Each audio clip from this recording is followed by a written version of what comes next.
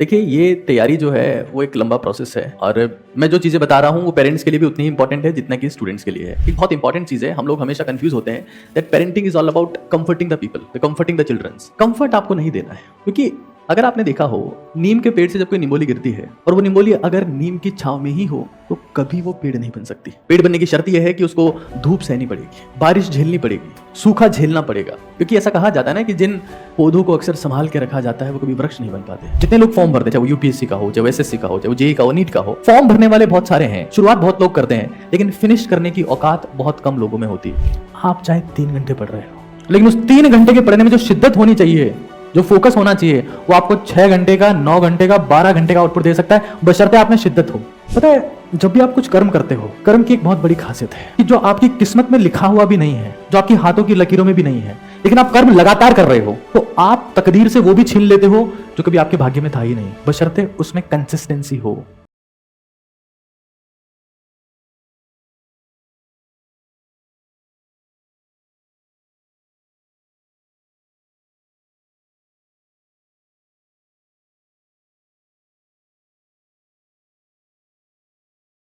Good afternoon everyone. आप सभी लोग 10th क्लास से बिलोंग करते हैं, राइट?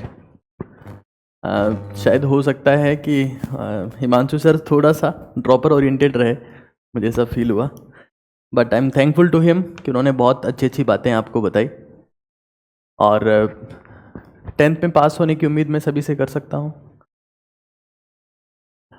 इसमें भी कई लोग अभी भी डाउटफुल हैं कि हो सकता है कि पास कर पाएँ, हो सकता है ना कर पाएँ। देखिए, चाहे जेईई का एग्ज़ाम हो, चाहे नीट का एग्ज़ाम हो, मैं आपका ज़्यादा समय नहीं लूँगा। कुछ बेसिक बातें हैं जो आपके साथ में डिस्कस करना है, और मुझे लगता है कि कहीं ना कहीं अगर आप उनको इम्प्लीमेंट करते हैं तो आपके लिए अच्छा रहेगा। नहीं करते हैं तो भी कोई दिक्कत नहीं है, but there are certain things जो मेरे हिसाब से प्रोसीड करना चाहिए। कितने लोग ऐसे हैं जो बायोलॉजी सब्जेक्ट चूज करने वाले हैं? All right.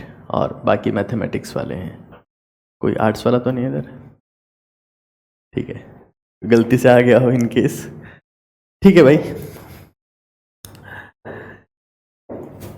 पेन पेपर कुछ लेके आए हैं आप लोग? देखिए, ये तैयारी जो है वो एक लंबा प्रोसेस है, और मैं जो चीज़ें बता रहा हूँ वो पेरेंट्स के लिए भी उतनी ही इम्पोर्टेंट है जितना कि स्टूडेंट्स के लिए है। तो अगर आप ये सोचें कि हमको 20 मिनट चीज़ें बताएंगे और उससे हमारा सिलेक्शन हो जाएगा, तो ऐसा नहीं है। इट्स ए प्रोसेस, और चीज़ें आपको सीखनी पड़ेगी, समझनी पड़ेगी। जब तक पेन और पेपर का इस्तेमाल नहीं करोगे, पेपर पे चीज़ें नहीं लिखोगे, तो इट्स इम्पॉसिबल। क्योंकि आज का ज़माना ऐसा है कि हर कोई आपको ज्ञान दे रहा है, लेकिन आपके काम वही ज्ञान आया है जो आपने या तो मन में उतारा है या पेपर पे उतारा है। तो मन अभी आपका इतना मजबूत है नहीं कि आप मन में उतार लो, तो इसलिए पेन और पेपर आपके पास में अगर होगा तो थोड़ा ठीक रहेगा। तो मैं कुछ बेसिक बातें बता रहा हूँ। वैसे हिमांशु सर ने काफ़ी बातें आपको बताई है।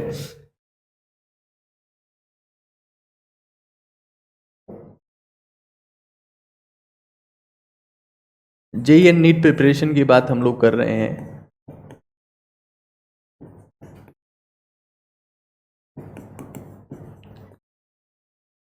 देखिए, सबसे पहला जो मुद्दा है वो है पेरेंटिंग। मैं आप लोगों को कुछ समझाऊं उससे पहले आपके पेरेंट्स से बात करना बहुत ज़रूरी है। मैंने अपनी ज़िंदगी में जो महसूस किया वो मैं पेरेंट्स से साझा कर रहा हूँ। एक्चुअली में होता क्या है कि 10th क्लास के पहले तक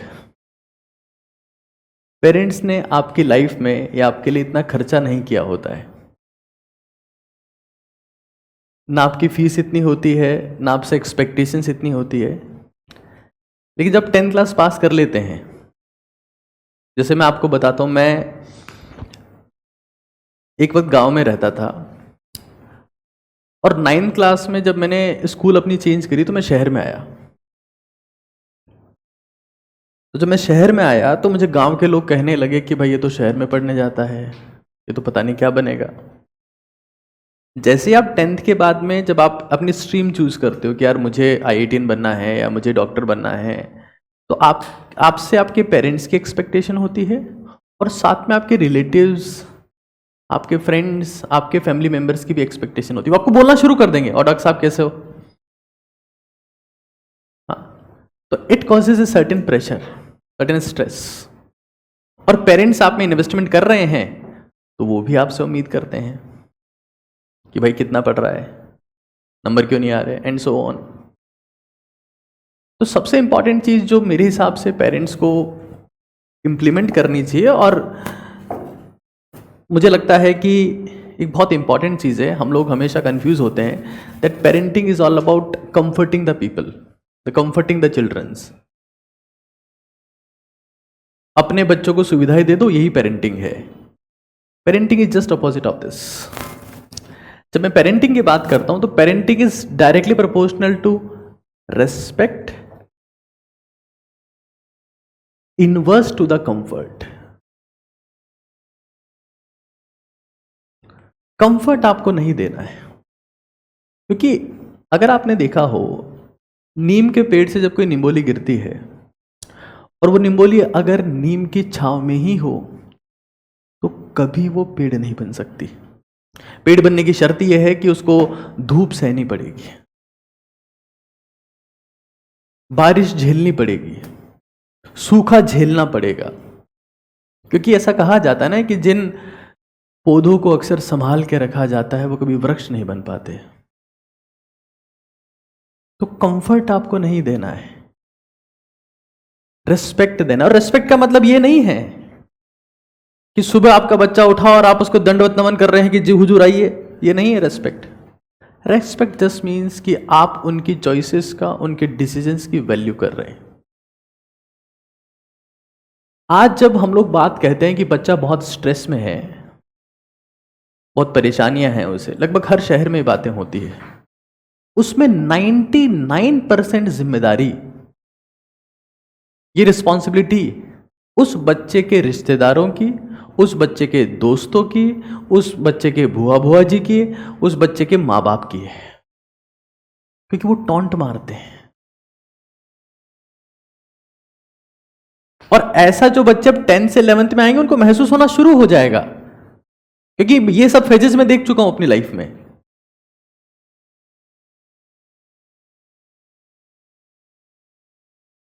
शब्द बहुत ज्यादा मैटर करते हैं। एक बार की बात, एक बहुत बेसिक सी कहानी आपको बताता हूं। एक लकड़हारा था, वुड कटर। तो वुड कटर जो था वो जंगल में लकड़ियां काटने जाता था, लकड़ियां काटने जाता था, शांति से अपना काम करता था। तो जंगल के राजा से उसकी दोस्ती हो गई, यानी कि शेर से। शेर उससे इंप्रेस हो गया कि अपना काम करता है, चुपचाप चला जाता है, किसी को कुल्हाड़ी से मारता भी नहीं है, एंड अच्छा आदमी है, दोस्ती हो गई।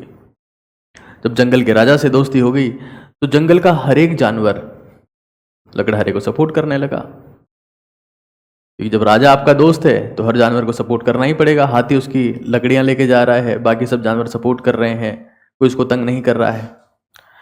तो लकड़हारे ने एक बार शेर को कहा कि भाई आपके लिए घर पे भोजन रखा है, एक बार आप घर पे आइए। तो अपनी पत्नी को उसने कहा कि भाई मेरा दोस्त आने वाला है, उसके लिए खाना बिल्कुल तैयार रखना।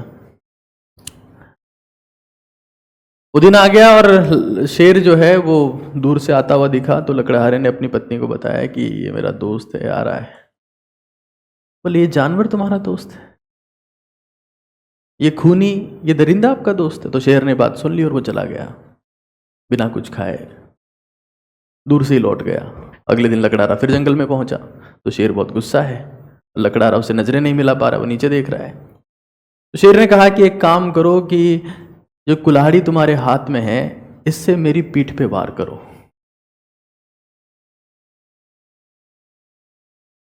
और अगर नहीं करोगे तो मैं तुम्हें मार दूंगा।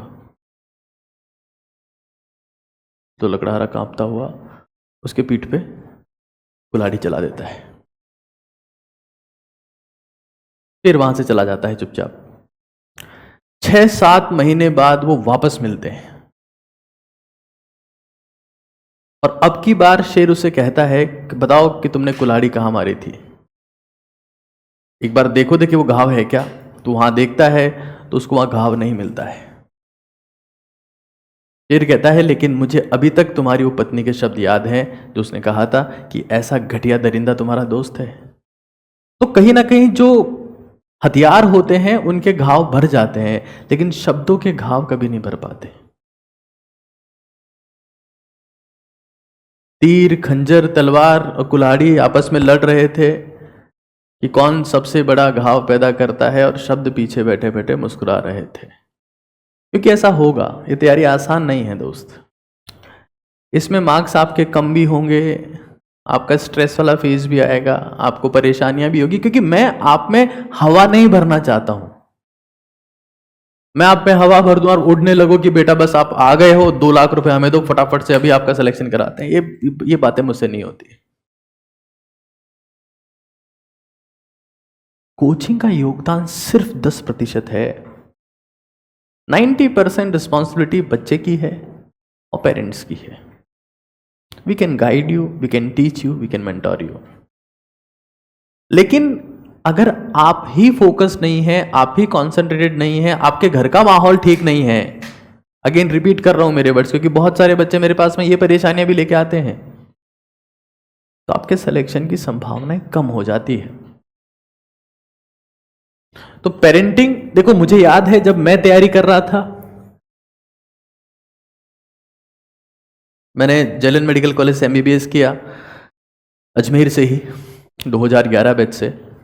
जब मैं तैयारी कर रहा था तो एक बार मैंने पेरेंट्स को कहा कि मुझे म्यूजिक सुनने के लिए आईपॉड चाहिए, तो मेरे पापा ने मुझे स्ट्रिक्टली मना कर दिया कि नहीं मिलेगा। वो मैंने कंफर्ट मांगना चाहा, उन्होंने दिया नहीं। लेकिन अगर उन्होंने कभी कोई ऐसी बात कही जो मेरी परफॉर्मेंस के अगेंस्ट में थी, कई बार ऐसा होगा कि आप लोग का टेस्ट में स्कोर कम आया, तो पेरेंट्स को यह पूछने के बजाय कि तेरा स्कोर कम क्यों आ रहा है, यह पूछ लेना चाहिए कि इस स्कोर को कैसे बढ़ा सकते हैं, क्या इंप्रूव कर सकते हैं। Those are the better words. क्योंकि मैं सुनता हूं, मेरे पास में आज चाहे हिंदुस्तान के किसी भी शहर में बच्चा जेई की नीट की तैयारी कर रहा हो, लाखों बच्चे हमारे कांटेक्ट में आते हैं। हमारी बुक्स हर एक स्टेट तक, हर एक डिस्ट्रिक्ट तक पहुंचती है। हम अजमेर में काम कर रहे हैं, लेकिन हमसे पढ़ने वाला बच्चा हिंदुस्तान के हर डिस्ट्रिक्ट में है। हमसे ऑफलाइन जो बच्चा पढ़ने आता है वो बिहार से भी आता है, गुजरात से भी आता है, मध्य प्रदेश से भी आता है, उत्तर प्रदेश से भी आता है, हरियाणा से भी आता है, पंजाब से, कर्नाटक से, केरल से, उड़ीसा से, वेस्ट बंगाल से। किस स्टेट, शायद ही कोई ऐसा स्टेट है जहां से बच्चा हमारे पास पढ़ने नहीं आता, यहां पर आपके साथ में बैठ के पढ़ रहा होगा। और हम जब बच्चे की बातें सुनते हैं, तो क्योंकि बच्चा बहुत सारी बातें पेरेंट्स को नहीं बोल पाता है, तो मैं पेरेंट्स को बोल देता हूं सीधा, आप इन्वेस्टमेंट कर रहे हैं, इसका एक कतई मतलब नहीं है कि 100% रिटर्न मिलेगा। Investment are subject to market risk. तो ये चीज आपको समझ लेना है। बच्चा मेहनत करे, क्योंकि ये बहुत जरूरी है, बच्चे को मेहनत करनी, ऑब्वियसली करनी है, because it's not an exam. JEE NEET exam नहीं है, एक चांस है आपके पास में अपने आप को साबित करने का, अपने पेरेंट्स के सामने, अपने फ्रेंड्स के सामने, अपने रिलेटिव्स के सामने। इसको एग्जाम मत मानना, और प्रूव करना जरूरी है, सफल होना जरूरी है, क्योंकि सफल नहीं होगे तो आपकी कोई वैल्यू नहीं करने वाला इस दुनिया में, जब तक आपकी पोजीशन चेंज नहीं होगी। शिवलिंग पर बैठे सांप का हर कोई सम्मान करता है, कोई सांप रोड पे मिल जाए तो हर कोई लाठी से मारता है। ये पावर होती है, ये डिफरेंस होता है पोजीशन में। आपको अपनी ताकत बढ़ानी पड़ेगी। ताकत नहीं बढ़ाओगे, पोजीशन चेंज नहीं करोगे, पेरेंट्स भी इज्जत नहीं करेंगे, फ्रेंड्स भी इज्जत नहीं करेंगे, रिलेटिव्स भी इज्जत नहीं करेंगे। ये दुनिया का सबसे बड़ा सच है, और यही चांस है आपके पास में अपनी पोजीशन को, अपनी स्टेटस को बढ़ाने का। तुम चाहोगे कि 60 साल की उम्र में तुम मेहनत करके कुछ बन जाओगे, तो तुम्हारी सबसे बड़ी गलतफहमी है। 9-10 क्लास वो उम्र होती है जब इंसान खुद की हाईएस्ट फॉर्म ऑफ एनर्जी में होता है, उसके बाद तो आपकी एनर्जी कमी होनी। तो we are preparing to change the position, change the location. आपने सुना होगा कि पानी की एक बोतल जो होती है, उसकी जैसे जैसे लोकेशन चेंज होती जाती है, वैसे वैसे उसका दाम बढ़ने लगता है। आप आज यहां पर हो, पहले आप स्कूल में थे, अब आप कोचिंग में आए, हो सकता है कल को आप किसी आईआईटी में चले गए, एम्स में चले गए, आप वही हो, आपके पेरेंट्स वही, आपका घर वही है, लेकिन आपकी पोजीशन चेंज हो गई, आपकी लोकेशन चेंज हो रही है। तो that is the ultimate target, that we are trying to upgrade our self, और यही मौका मिलेगा।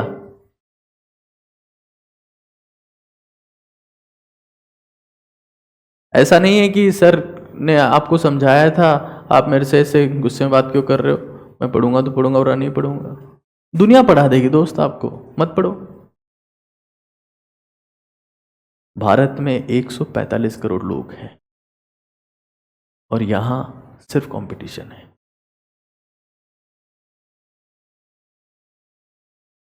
यहां मेहनत करनी ही पड़ेगी, कोई ऑप्शन नहीं है आप लोग के पास। ये यहां सेट कर लेना,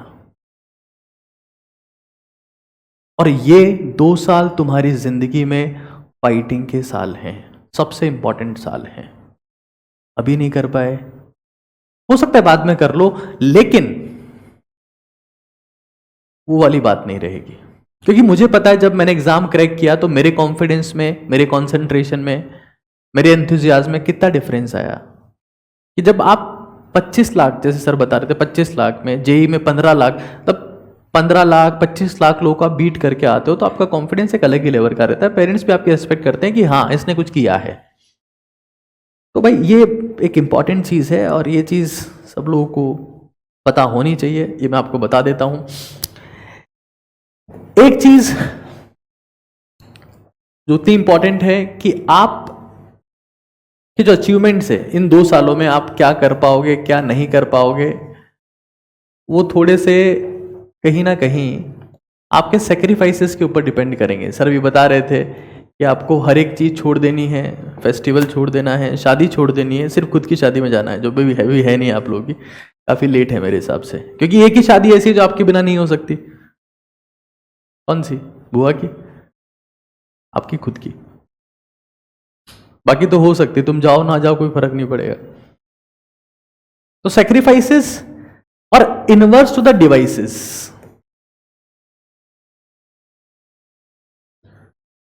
देखो आपके पास में टीचर्स सब लोगों के पास में वही रहते हैं, नोट्स कंटेंट सब लोगों के पास में वही रहेगा, लेकिन आपने कितने सेक्रीफाइस किए, कितनी चीजें आपने छोड़ दी।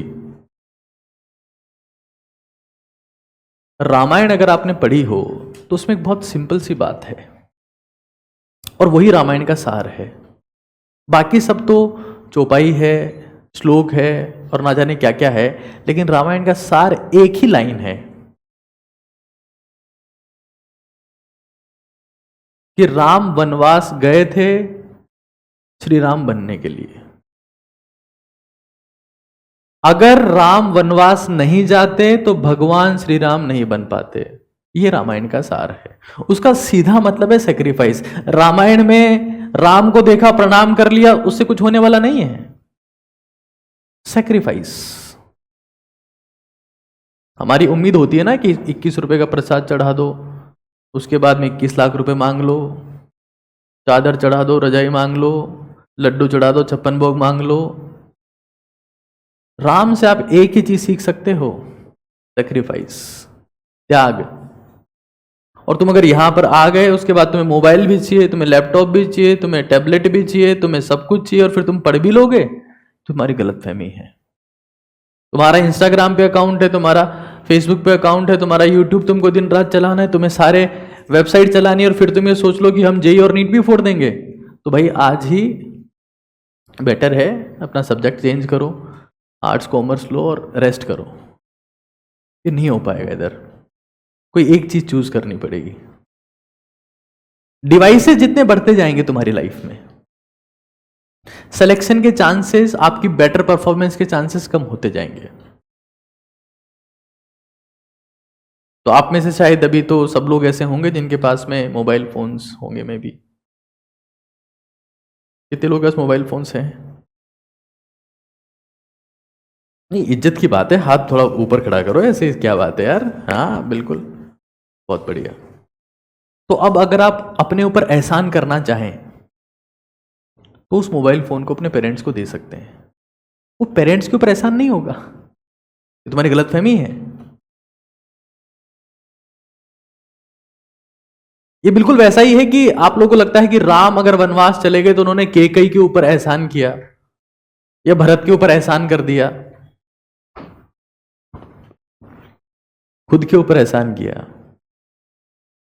भगवान बनने की शर्त यही थी। तो भाई अगर तुम्हें अपने नाम के आगे कुछ लगाना है, टैग लगाना है, जैसे राम से भगवान श्री राम हो गए, वो प्रीफिक्स लगाना। तुम भी एक प्रीफिक्स की तलाश में हो कि IIT in this and doctor this, तो प्रीफिक्स जब लगता है ना तो उसमें it takes a lot of effort, lot of sacrifice करने का जज्बा है। और अभी जब आज का दिन है, आज तुम बिगिनर हो, तुम शुरुआत कर रहे हो, आज तुम बहुत बड़ी बड़ी बातें करोगे। हो सकता है तुम वनवास ही चले जाओ, लेकिन ये कंसिस्टेंसी अगर तुम लोग 365 गुणा 2 या 300 गुणा 2 600 दिन तक मेंटेन रख पाओगे, तभी सिलेक्शन की उम्मीद कर सकते हो, तभी रिजल्ट की उम्मीद कर सकते हो, और तभी कुछ प्रीफिक्स की उम्मीद कर सकते हो जिसके लिए तुम यहां आए हो। सफिक्स पैदाइशी रूप से मिलता है, आप सब लोग का एक सरनेम तो है ही, दम तो प्रीफिक्स लगाने में लगता है। सफिक्स तो आसान है, वो हर किसी के पास होता है। सफिक्स मतलब सरनेम, प्रत्यय, और प्रीफिक्स की शर्त ही सेक्रीफाइस है। अगर त्याग नहीं कर सकते तो कुछ नहीं मिलेगा तुम्हें। तो आज कुछ सेक्रीफाइस करोगे, यस और नो? कितनी तेज आवाज है तुम्हारी, मैं तो इंस्पायर्ड हूं इस आवाज से। यही वो आवाज है जो पाकिस्तान के दुश्मनों को हमारे देश में घुसने से रोक रही है। डर जाते हैं वो लोग तुम्हारी आवाज सुन के। कुछ सेक्रीफाइस करोगे आज?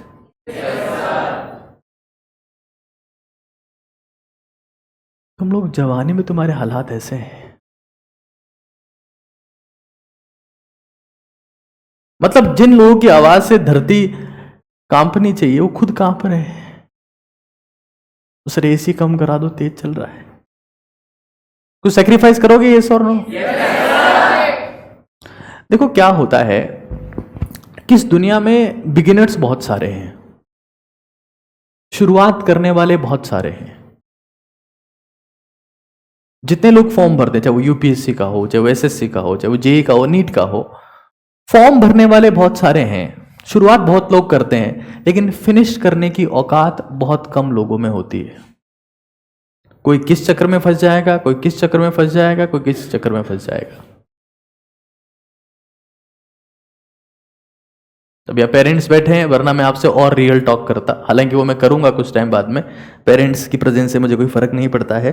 खैर आगे चलते हैं। एक बार एक चीज मैं आपको बता देता हूं, जैसे मैं डिवाइसेस की बात कर रहा था, सर ने भी एक बात करी इसमें। ये एक एग्जाम्पल मैं आपको दिखा रहा हूं, एक एग्जाम्पल है ये। Look it over here. ये केरल में एक कुली है के श्रीनाथ, इन्होंने KPSC का एग्जाम क्रैक किया, Kerala public service commission, via using free wifi eight railway station. हो सकता है आप में से कुछ लोग अवेयर हैं अगर इसके बारे में, तो उन्होंने सुना होगा। और इस इंसान ने मोबाइल के इस्तेमाल से एग्जाम को क्रैक किया है।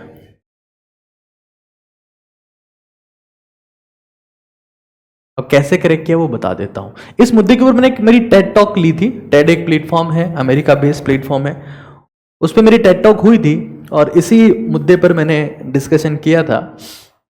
इस इंसान ने क्या किया कि कुछ लेक्चर्स डाउनलोड कर लिए, रेफरेंस लेक्चर्स, और जब भी ये लोगों का सामान उठाते हुए लेके जा रहे हैं, वजन कैरी कर रहे हैं, तुम लोगों का तो वजन तुम्हारे पेरेंट्स उठा रहे हैं, माँ को दीकरो, माँ को छोरो, माँ की छोरी एंड सो ऑन, तुमको तो फूल की तरह रखा हुआ है। इनकी 2 बेटियां थी और ये प्लेटफॉर्म पे कुली का काम कर रहे थे। ये जिंदगी में कुछ करना चाहते थे, ये चाहते थे कि मैं अपने बच्चों के लिए एक आइडियल स्टेटस सिंबल बनूं कि मैंने कुछ किया। क्योंकि सोशल मीडिया पे स्टेटस डालने से स्टेटस नहीं बढ़ता है, कुछ करके दिखाने से स्टेटस बढ़ता है। It must be clear to everyone. इस इंसान ने कुछ लेक्चर्स डाउनलोड किए और उसके बाद लेक्चर्स को ईयरफोन लगा के सुनना शुरू किया। रेस्ट भी कर रहे हैं तो भी सुन रहे हैं, सामान कैरी कर रहे हैं तो भी सुन रहे हैं, पैसेंजर्स का वेट कर रहे हैं तो भी सुन रहे हैं, बट देखा नहीं ऐसे। क्योंकि क्या होता है कि आपने वीडियो देखना शुरू किया, अब नीचे वीडियोस आना शुरू हो जाते हैं कि देखो नया वीडियो देखो, नया वीडियो ही देखो, और फिर आप शुरू कहां से होते हो और पहुंच कहां जाते हो आपको पता है। सोशल मीडिया में एंट्री आपकी एक स्पेसिफिक गोल को लेकर होती है, लेकिन एग्जिट का पता ही नहीं है कि कहां पर जाके एग्जिट होंगे आप। तो मेरा सिर्फ कहना यही है, even though you are using mobile phone, you can use that, but give your ears not your eyes. अगर आंखें आपकी मोबाइल फोन के ऊपर है, then it's very low chances कि आप लोग परफॉर्म कर पाओगे। और कोई भी, अगर किसी की उम्र 40 साल है, 50 साल है, पेरेंट्स भी हैं, तो वो रियली में वास्तव में कुछ सीखना चाहते हैं कंटेंट, तो उनको आंखों के बजाय कान देने चाहिए मोबाइल फोन को। हम कोई भी एक चीज प्रॉपर नहीं सीख रहे हैं। आज पिछले 2 साल से आप लोग स्क्रॉल कर रहे होंगे, 10 साल से स्क्रॉल कर रहे होंगे, क्या सीखा आपने? कोई 2 चीजें बता सकते हैं?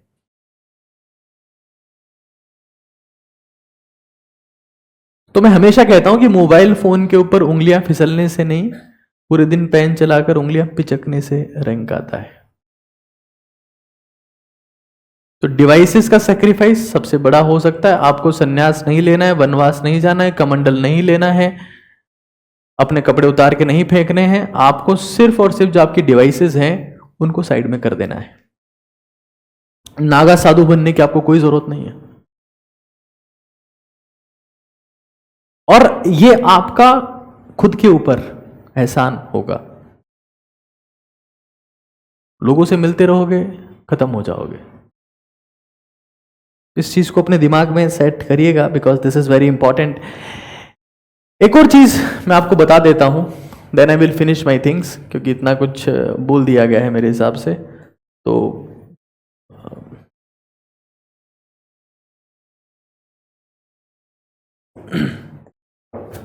एक चीज जो आपको पता होनी चाहिए कि जो आपकी सक्सेस है, वो मैं कुछ बेसिक फॉर्मूलाज दे रहा हूं। मैं उम्मीद करता हूं कि ये फॉर्मूलाज आप लोग इंप्लीमेंट करने का प्रयास करेंगे। आपकी सक्सेस डायरेक्टली प्रोपोर्शनल टू है investment in yourself. Mutual fund सही है, मुझे नहीं पता, लेकिन मैं आपको ये बता रहा हूं कि खुद में कैसे इन्वेस्ट करना है। आज आपको शेयर मार्केट में इन्वेस्टमेंट करने के तरीके बताए जा रहे हैं और ना जाने क्या क्या सिखाया जा रहा है, but I just want to teach you that how to invest in yourself. तो आपकी सक्सेस जो है वो डायरेक्टली प्रोपोर्शनल टू है investment in yourself, and inverse में है इन्वेस्टमेंट इन अदर्स। अब मैं दोनों चीजें बता रहा हूं कि आप कैसे दूसरों में इन्वेस्टमेंट करते हैं और कैसे खुद में इन्वेस्टमेंट कर सकते हैं।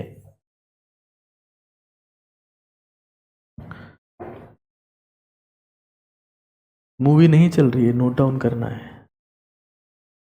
पेन पेपर कुछ लाया हो? क्यों मन नहीं किया? ठीक है, आज कुछ नहीं बोल सकता ना, पहला दिन है, बुरा मान जाओगे तुम। आप लोगों को इन्फॉर्म नहीं किया था कि पेन पेपर लेके आना है? सीरियसली? तो मूवी के टिकट्स लिए थे आपने? इंफॉर्मेशन के लिए बोला था इन बच्चों को भाई पेन पेपर लेके आना है, मैसेज किया था आप लोग? अच्छा, यू हैव सैक्रिफाइस डिवाइसेस। चलो यहां देखो भाई, देखो खुद में इन्वेस्टमेंट। आपने हनुमान जी के बारे में सुना होगा कि वो अष्ट सिद्धि और 9 निधि के दाता है। मैं आपको 10 बता रहा हूं आज, 8 भी नहीं, 9 भी नहीं, पूरी 10। और अगर आप इनको इंप्लीमेंट करते हैं तो मैं इंश्योर करता हूं that you will B at your peak performance. मैंने इन चीजों का इस्तेमाल किया है और वही मैं आपको बता रहा हूं। क्या क्या है? That is RSRM SEDDHR। कितने हो गए टोटल? जोड़ना एक बार, शुरू करना, मेरे साथ काउंटिंग करेंगे सब लोग। हिंदी नहीं आती? ठीक है, चलो 1, ठीक है, 1, जोर से बोलो, 3, 4, 5, 6, 7, 8, 9, 10। 10 हो गई पूरी? यार बोलो तो सही यार तुम लोग। तुम्हें देख के मुझे डिप्रेशन आ रहा है यार। मानते हो पहले दिन आया, उसका मतलब ये थोड़ा ना है कि सूस होके बैठे रहोगे यहां पर। देखो इसका सीधा मतलब क्या है, दैट इज रीड। जो भी आप लोगों को यहां पर पढ़ाया जाएगा, आप लेक्चर अटेंड करेंगे और ऑब्वियस सी बात है आप पढ़ेंगे। पढ़ना इज नॉट इनफ। उसके बाद में क्या करना है कि उस कंटेंट को समराइज करना है। ओझा सर ने भी बताया आप लोगों को कि कंटेंट को समराइज करना है। समराइज करने के बाद में उस कंटेंट को रिवाइज करना है, और रिवाइज करने के बाद सबसे इंपॉर्टेंट चीज आती है एम फॉर मेमोराइज करना है, मनन। जैसे खाना खाना काफी नहीं है, डाइजेस्ट और अब्जॉर्व करना उतना ही ज्यादा इंपॉर्टेंट है। तो मेमोराइजेशन का मतलब क्या होता है, दैट आप बिना किताब खोले भी कंटेंट को अपने दिमाग में सोच पा रहे हैं। 90% बच्चे ऐसे होते हैं जब किताब से दूर होते हैं तो उनके दिमाग में कुछ और ही चल रहा होता है।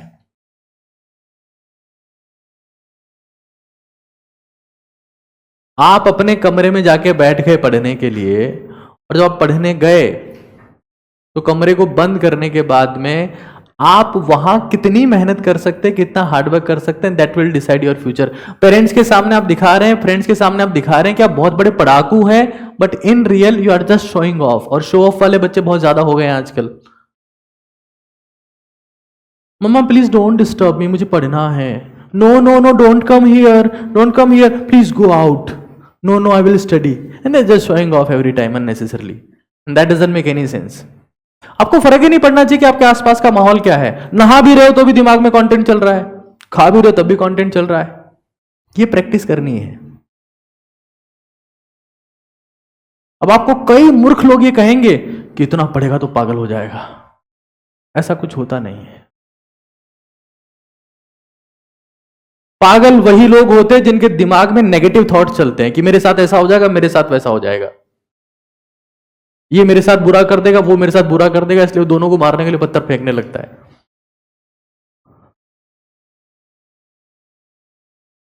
मेमोराइज। बात यहां तक सीमित नहीं है। Investment in your self, then this is very important part, this is SED।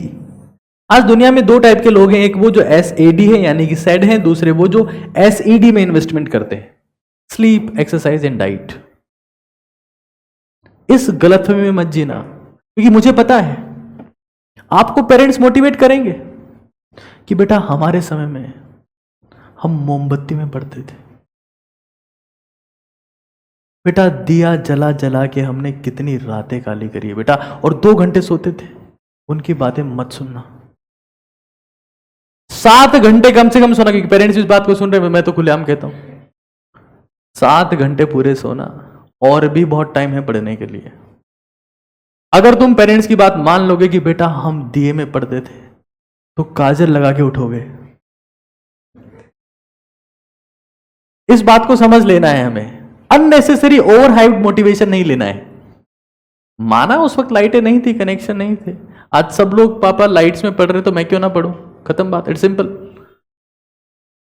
अगर आपके पेरेंट्स दिए में मोमबत्ती में पढ़ रहे थे, उसका कतई मतलब नहीं है कि आपकी लाइफ आसान है। आजकल सब बच्चे लाइट में पढ़ रहे हैं, 25 लाख लाइट में पढ़ रहे हैं और 15 लाख लाइट में पढ़ रहे हैं, तो कॉम्पिटिशन इज सेम देयर। सोना है, एक्सरसाइज करनी है। मैं देखता हूं कई बच्चे जब यहां पर एडमिशन लेते हैं तो वो बिल्कुल स्लिम आते हैं, और जब जाते हैं तो शकरकंद हो जाते हैं, अदरक हो जाते हैं। भाई परीक्षा जिंदगी का एक हिस्सा है। Paper is a part of life, paper is not life.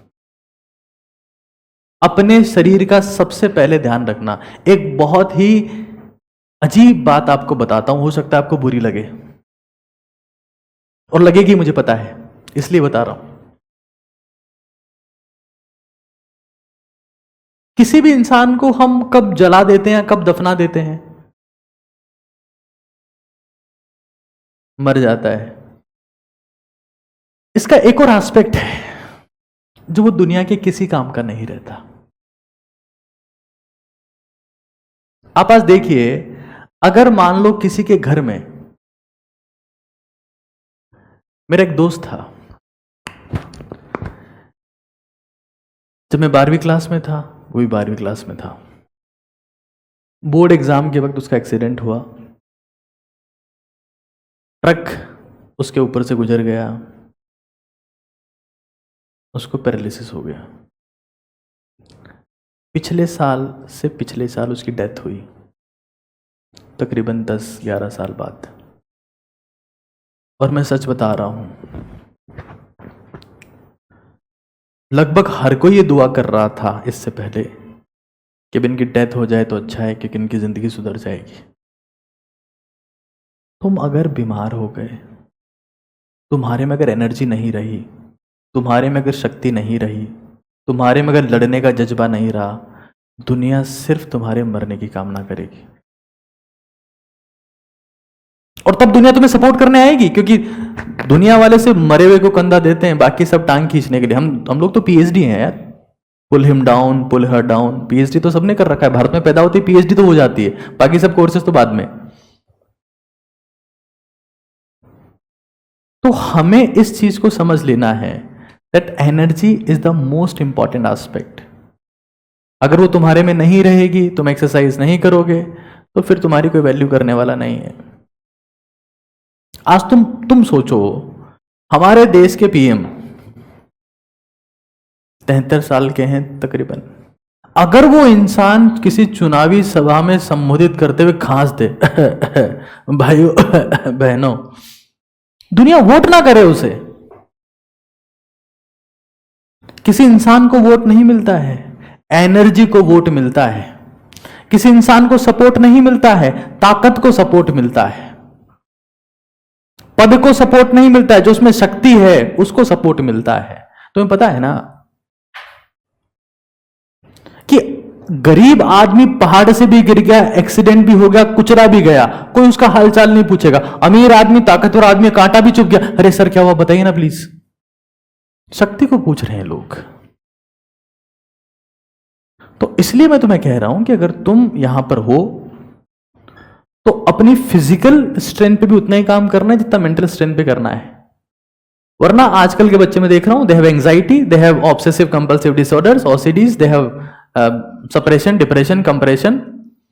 भाई इनसे अपने को मुक्ति लेनी है। इतना भयंकर मत पढ़ना कि पेरेंट्स को पत्थर मारने। ये मेरी रिक्वेस्ट है। इसलिए एक्सरसाइज और क्या करना है उसमें वो भी बता देता हूं। अच्छा, आप में से कितने लोग ऐसे हैं जो अपने परिवार में ऐसे लोगों को जानते हैं जिनको बीपी या शुगर है? बीपी शुगर का नाम सुना है क्या तुम लोगों ने? चीनी वही ना जो दूध में मिलाते हैं, एक चीनी खून में भी होती है। अच्छा, सब लोग जानते हो। अच्छा, आपके घर में है बीपी शुगर के पेशेंट्स? सब लोगों के घर में है? जोर से बोलो। ये हालात है हमारे देश के। अच्छा, कितने लोग चाहते हैं उनको भी बीपी हो जाए और वो भी अंदर से मीठे मीठे हो जाएं, शुगर हो जाए? कितने लोग चाहते हैं? कोई नहीं चाहता। क्यों? What's wrong with that? अच्छा होगा ना, लोग आपको कहेंगे हाउ स्वीट यू आर। क्या दिक्कत है यार? हमारा देश आज बीपी की भी राजधानी है, शुगर की भी राजधानी है, हार्ट अटैक की भी राजधानी है, कोलेस्ट्रॉल की भी राजधानी है। हमारे देश में जितना घी बाहर नहीं बन रहा उससे ज्यादा आर्टरीज में बन रहा है। 20 मिनट रोज सीढ़ियां चढ़ो जूते पहन के। मैं एक्सरसाइज करता हूं, रोज करता हूं। मैं ज्यादा करता हूं, 2 घंटे भी कर लेता हूं बहुत बार। मैं जब भी फ्री होता हूं सीढ़ियां चढ़ता हूं। जब भी मुझे फोन करना है, किससे बात करनी है फोन पे, मैं सीढ़ियां चढ़ते हुए बात करता हूं। जब भी किसी इंसान की तबीयत खराब हो जाती है, जैसे मान लो किसी को हार्ट डिजीज हो गई, हार्ट कमजोर हो गया किसी का, डॉक्टर सबसे पहले, being a doctor I am saying, सबसे पहले उसे मना करता है कि सीढ़ियां मत चढ़ना, क्योंकि दुनिया की सबसे टफेस्ट एक्सरसाइज है। इससे पावरफुल एक्सरसाइज है ही नहीं। और जो भी इंसान सीढ़ियां चढ़ रहा है, 20 मिनट तुम चढ़ के देखना, आज जाके देख लेना, तुम्हारे थॉट्स क्लियर हो जाएंगे, एंजाइटी, डिप्रेशन, नेगेटिव थॉट्स सारे बह जाएंगे। कई लोग होते हैं नहीं नहीं हम तो अब तो ये जिम जा रहे हैं, डाइटिंग कर रहे हैं, अब तो फिटनेस का ध्यान रखते हैं। हाँ भाभी जी पूरा ध्यान रखते हैं आजकल तो। This is nonsense.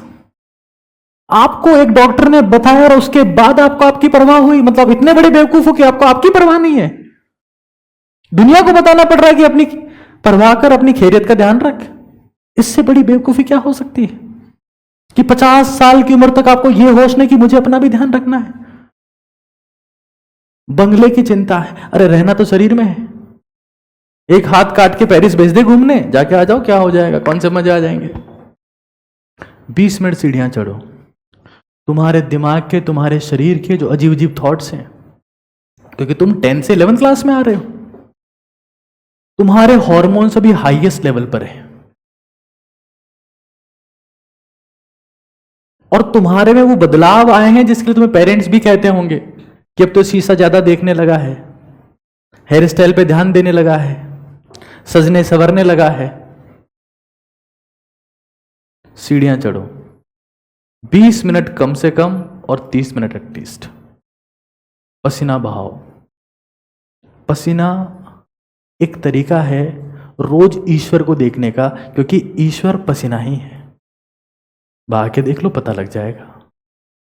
जो शांति महसूस होगी वो तुम्हें पूजा करने के बाद महसूस नहीं होगी, ईश्वर को याद करने के बाद महसूस नहीं होगी, कुछ भी करने के बाद महसूस नहीं होगी। जो पसीना बहाने के बाद शांति महसूस होगी। मेरी नजर में पसीना ही भगवान है। भगवान के तो कई रूप हो सकते हैं, ये भी एक मेरी नजर में है, मैं मानता हूं, दैट्स इट। अपनी डाइट का ध्यान रखो। Fast food is the best way to become slow mentally and physically.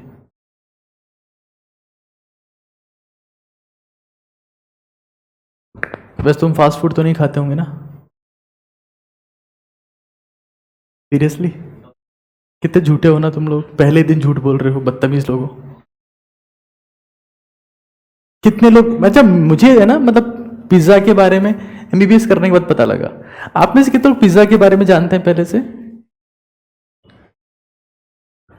अच्छा कितने लोगों ने अपनी जिंदगी में बर्गर कभी नहीं खाया, सिर्फ पिज्जा खाई है? ये खड़े हो रहे ऐसे, हमने नहीं खाया। 2-3 लोग हैं ऐसे ना, चलो ठीक है भाई, देखो ऐसा है। अब एक बात सुन लो, शुगर खाने से शुगर नहीं होता है। जिसके शरीर में पचाने की औकात ना हो शुगर को, उसको शुगर होता है। घी खाने से कोलेस्ट्रॉल नहीं बढ़ता है, जिसमें घी को पचाने की क्षमता नहीं है उसका कोलेस्ट्रॉल बढ़ता है। नमक खाने से बीपी नहीं बढ़ता है, जो नमक को पसीने में निकाल देगा उसका बीपी क्या कर लेगा, कुछ नहीं बढ़ेगा। डाइजेस्टिंग पावर, तुम्हें जो खाना है खाओ, पसीना बहाओ। आजकल हम लोग कहते हैं ना कि इतने पेस्टिसाइड्स हो गए हैं जी, क्या ही खाएं आजकल तो। सब्जी को देख लो, फ्रूट्स को देख लो, हर तरफ इतने सारे, हो माय गॉड, हम तो चटनी खाते हैं, है ना? बहुत सारी बातें ऐसी होती है। तुम चाहे जो खा रहे हो, एक बहुत सिंपल बात बताऊं, भारत में चाय की बात बहुत होती है। चाय का एक एग्जांपल लेके बताता हूं, क्योंकि हमारे देश के पीएम भी कहते हैं कि वो चाय वाले हैं। मुझे इस बात में, खैर होगा, मैं कुछ नहीं बोलूंगा इस मुद्दे पर, क्योंकि समय खराब करना हो तो राजनीति और धर्म की बात कर लेनी चाहिए। मेरे पास इतना समय नहीं है, ध्यान से सुनिए। हमारे पास में मान लो एक बर्तन है जिसमें आप चाय बनाते हो।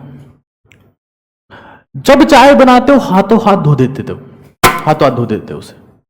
एक दूसरा बर्तन है जिसमें आप चाय बनाते हो और 7-8 दिन बाद धोते हो उसे। रोज चाय बन रही है, फिर सुबह उठे, फिर उसमें चाय पत्ती डाली, दूध डाला, फिर गर्म कर दिया। ऐसे कई दुकानदार ऐसे ही करते हैं। किस बर्तन के खराब होने की संभावनाएं ज्यादा है? कौन सा बर्तन साफ रहेगा? हाथों हाथ धुल रहा है वही। तो अगर तुम्हारे खाने में पेस्टिसाइड्स हैं, तुम्हारे खाने में जहर है, तुम्हारे खाने में मगरमच्छ है, अगर तुम रोज उसे डिटॉक्स कर सकते हो पसीना बहा के, एक्सरसाइज करके, तो कोई भी पेस्टिसाइड तुम्हारा कुछ नहीं बिगाड़ सकता। ये सब नाटक उनके हैं जिनको सोफा पे लेटे लेटे खाना चाहिए और जिनको शिकायतें करनी है बस। मजदूर लोग भी तो खा रहे हैं, रोज रोज पसीना बहा रहे हैं, उनको क्या हो रहा है? उनको कौन सा बीपी हो गया, कौन सा शुगर हो गया? 5 किलो खिला दो चीनी, कुछ नहीं होगा। हमारे गांव में 40 गुलाब जामुन के बाद में काउंटिंग शुरू होती है। और या तो नो नो माय गॉड, आधा पीस दीजिए प्लीज, आधा पीस बस बस, इट्स ओके नाउ, अब मुझे इंसुलिन का इंजेक्शन लेना पड़ेगा। ये हालात है। तो भाई मैं नहीं चाहता, यहां पर जितने लोग आते हैं, पढ़ो एक बात है, लेकिन पढ़ के तुम बीमार हो गए, तुम दवाइयां ले रहे हो, ऐसे डॉक्टर बने बैठे हो जो खुद गोलियां खा रहे हो, मत बनो यार, इतना एहसान मत करो धरती माता पे। तो सब लोगों को कुछ भी करो ना करो, रोज पसीना बहाना है। रोज पसीना बहाओगे नहीं बहाओगे? बहुत तेज बोलते हो यार। इतना काफी है आपकी सारी आदतों को कंट्रोल में करने के लिए। जो पसीना बहाएगा उसको कोई बुरी लत नहीं लगेगी, कोई सी भी बुरी लत जिसके बारे में पेरेंट्स को चिंता होती रहती है कि ये किसी के साथ में जाके कुछ ना सीख ले, गलत ना सीख ले, माथे में आ ही नहीं सकता ऐसा ख्याल। शौक और सपने दो चीजें हैं, एक शौक है एक सपने। शौक आप झुंड में पालते हो, आपको आपके दोस्त सिखाते हैं कि ये कर ले इसमें मजा आता है, वो कर ले उसमें मजा आता है कि नहीं? कई लोगों के चेहरे में मंद मंद मुस्कुराहट है, बोलना नहीं चाहते कुछ। आज तो हमारे एक्टर्स भी सिखाते हैं बॉलीवुड में कि शौक बड़ी चीज है, पान विलास। लेकिन आप यहां पर सपनों की लड़ाई के लिए आए हो, और सपनों की लड़ाई की पहली शर्त है सारा इन्वेस्टमेंट खुद में होगा। यहां पर जब दूसरों में इन्वेस्टमेंट होता है तो यहां शौक की बात आती है।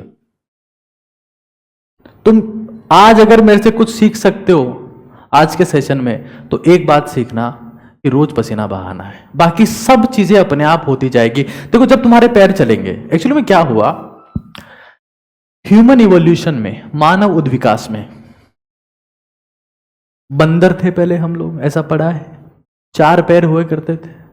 जब हम बाइपिडल हुए, मतलब हमारा जो बॉडी मास है वो 2 पैरों पे आया और हम चलने लगे, तो पैरों से स्क्वीज होके मसल्स ने ज्यादा खून ऊपर की तरफ भेजा और हमारा ब्रेन डेवलपमेंट फास्ट हो गया। पहले हमारे जब 4 थे तो उस वक्त इतना ब्लड ब्रेन तक नहीं जाता था। तो जब आप चलोगे आपकी मेमोरी बेटर होगी, आपका कंसंट्रेशन बेटर होगा, आपका फोकस बेटर होगा, आपका मेमोरी स्टोरेज बेटर होगा, आपकी थिंकिंग क्लियर होगी, नेगेटिव थिंकिंग आप में नहीं होगी, एंजाइटी, स्ट्रेस, डिप्रेशन, फ्रस्ट्रेशन बिल्कुल खत्म हो जाएगा। बट चलना पड़ेगा, सोफा पे लेटे लेटे नहीं होगा ये कि देखो छोटे भीम ने क्या कर दिया। यू हैव टू, मतलब पसीना बहाओ, सबसे इंपॉर्टेंट चीज मैं आपको बता रहा हूं। अच्छा ऐसा नहीं करना है कि बोले जो है सर ने बोला कि पसीना बहाओ, अब हम छत में जो है छत पे जाके बैठे हैं धूप में ऊपर, तो सर ने बोला पसीना बहाना, हम धूप में आके बैठे हैं, पसीना बह रहा है।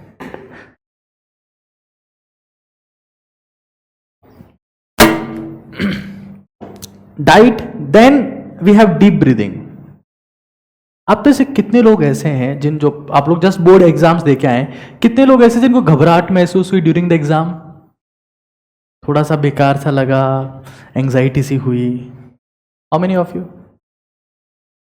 ये तो वो हैं जो बता रहे हैं, बाकी सब छुपा रहे हैं कि नहीं नहीं हमने तो जाती थप्पड़ मार दी 2-4 के। अब वो एंजाइटी और बढ़ेगी, क्योंकि अब 2 साल की मेहनत को एक बार में आपको एग्जीक्यूट करना है, चाहे जेई हो चाहे नीट हो, 2 साल की मेहनत 1 साल लगती है। एक चीज सब लोगों के लिए बता रहा हूँ, पेरेंट्स के लिए बता रहा हूँ, और जितने, क्योंकि मैं जब हमारे सेशंस ऑनलाइन प्लेटफॉर्म पर होते हैं तो आप बिलीव नहीं करेंगे, सबसे ज्यादा लोग जो मुझे सुनते हैं उनकी उम्र 60 साल से ज्यादा की है। बच्चे तो मेरी बात समझ ही नहीं पाते, बट जो सबसे ज्यादा लोग मुझे सुनते हैं उनकी उम्र 60 साल से ज्यादा की है। लेफ्ट नॉस्ट्रल ब्रीदिंग होती है LNB, सब लोग सुन लेना, नन्हे मुन्ने बच्चों।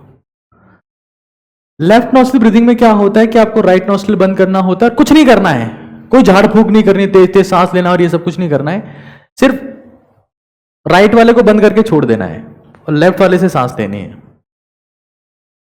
जब भी आप फ्री हो, जब भी आप बैठ के पढ़ रहे हो, LNB बोलते हैं इसको, और आप देखेंगे इससे आपका पैरासिम्पैथेटिक नर्वस सिस्टम एक्टिवेट होगा मेडिकल साइंस की लैंग्वेज में।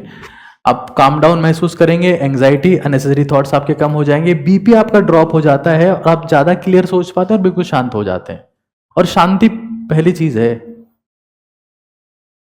युद्ध में सबसे तेज तलवार वही चलाता है जो दिमागी रूप से शांत है।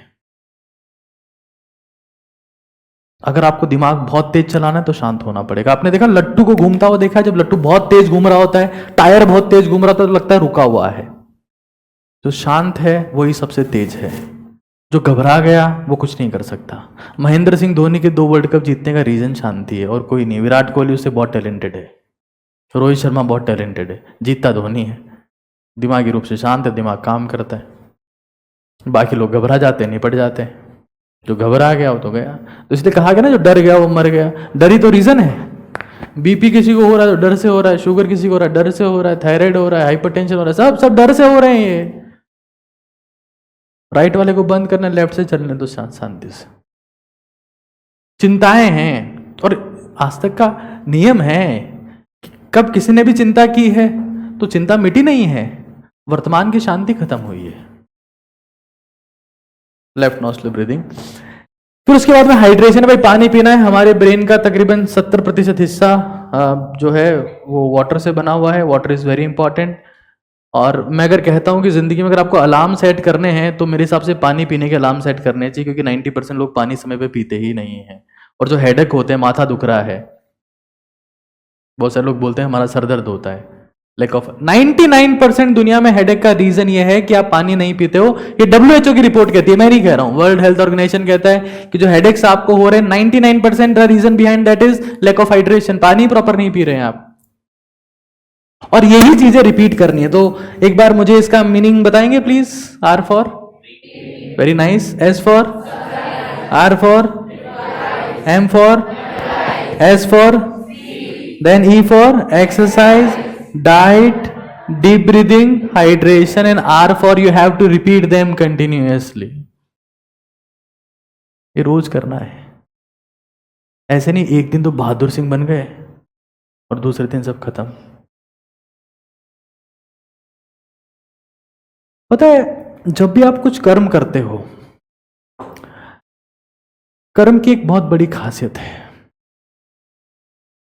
कि जो आपकी किस्मत में लिखा हुआ भी नहीं है, जो आपकी हाथों की लकीरों में भी नहीं है, लेकिन आप कर्म लगातार कर रहे हो, तो आप तकदीर से वो भी छीन लेते हो जो कभी आपके भाग्य में था ही नहीं, बशर्ते उसमें कंसिस्टेंसी हो।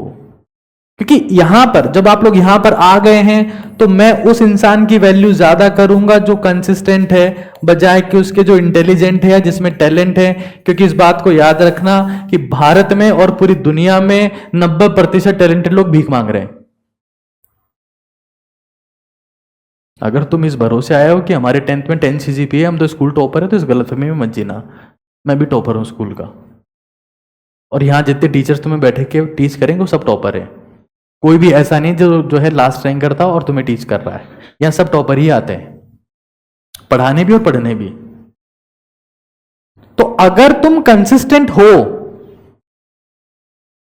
चाहे इंटेलिजेंट ना भी हो, चाहे टैलेंट तुम्हें ना भी हो, लेकिन तुम रेगुलर हो इस चीज को लेकर, इस चीज को लेकर, इस चीज को लेकर, ये तो केयर पेरेंट्स के लिए है, तो आप ये देखोगे कि आप में धीरे धीरे ड्रास्टिक इंप्रूवमेंट आना शुरू हो जाता है। कंसिस्टेंट होने के बाद ही कंपाउंडिंग काम करती है, चक्रवृद्धि ब्याज काम करता है, जिसको हम दुनिया का 8वां अजूबा कहते हैं। That start working when you become consistent. आपको तब उम्मीद नहीं होती कि ऐसा परिणाम भी हो सकता है। तो कंसिस्टेंसी ही एक तरीका होगा, और उसके बिना आप ये उम्मीद करें कि हमसे कुछ हो जाएगा तो इस चीज को आज ही भूल जाना। एक और चीज जो सर ने एक रूटीन की बात की थी, अब मैं फटाफट चीजें खत्म कर रहा हूं, क्योंकि आप सोच के आए होंगे कि यहाँ 30 मिनट का सेमिनार होगा और हम भाग जाएंगे। 2 मिनट का ब्रेक दे देंगे आपको, क्योंकि हो सकता है आपके कहीं स्ट्रेस हो रहा हो। टॉयलेट जाना है सर, 2 घंटे हो गए, हम तो पानी पी के बैठे हैं, आपके चक्कर में हाइड्रेशन इतना ज्यादा कर लिया कि क्या ही बताएं। जो आपका रूटीन है, अभी तक इतनी बात समझ में आ रही? मैं कुछ उम्मीद करूं आपसे शब्दों की, ऐसे सुने सुने लोग।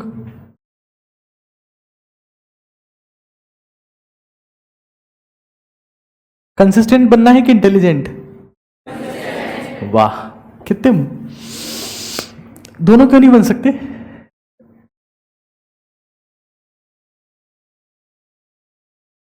जेई में ऐसे सवाल आएंगे जिसमें एक से ज्यादा ऑप्शन करेक्ट होते हैं, पता है आप लोग को? तो एक ही ऑप्शन चूज करना है हमेशा। हाँ, तो कंसिस्टेंट बनना है कि इंटेलिजेंट? मानते हो ना तुम लोग पैदल हो दिमाग से, चाहे स्कूल टॉपर हो तुम। चलो यहां देखो, जो आपका रूटीन है ना, वो डायरेक्टली प्रोपोर्शनल टू होता है क्या करना है, what I have to do, क्या करना है, और इनवर्स में होता है क्या बनना है। देखो आप में से बहुत सारे लोग ऐसे हैं जो मुंगेरी लाल हैं। एक कहानी थी मुंगेरी लाल के हसीन सपने। सपने बहुत बड़े बड़े हैं कि आईआईटी बॉम्बे से सीएस में जाके बीटेक करूंगा, एम्स दिल्ली में जाके न्यूरोसर्जन बनूंगा, हाथ से ऑपरेट कर दूंगा, डिवाइसेस की जरूरत ही नहीं पड़ेगी।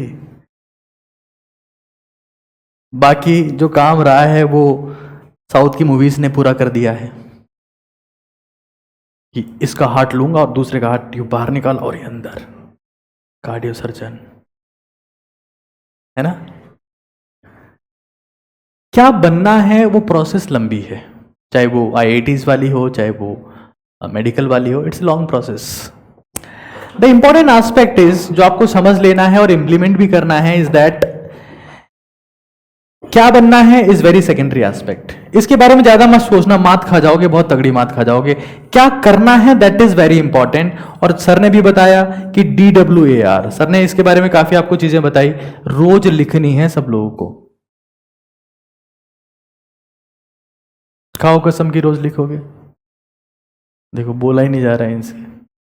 तुम्हें जनता में जाके बोलना है एक दिन। दो चीजें होती है, एक बात सबको समझा देता हूं। हमको अक्सर ये सिखाया गया है कि अच्छे कपड़े पहनो।